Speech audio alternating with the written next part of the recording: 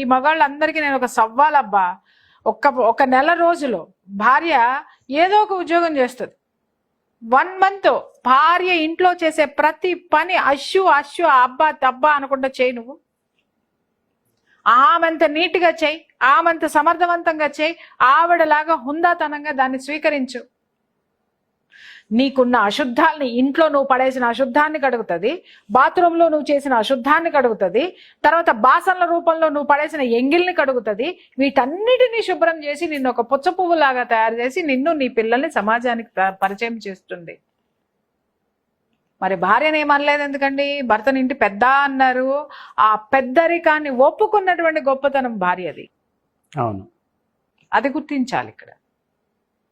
మగవాడు ఏ విధంగా సక్సెస్ అయినా, మగవాడికి ఏ ట్యాగులు వచ్చినా, ఏ బిరుదులు వచ్చినా, దాని వెనుక ఆడదాని యొక్క సపోర్ట్ 100కి 200% ఉంటేనే ఆ స్థాయికి భర్త అనేవాడు చేరతాడు.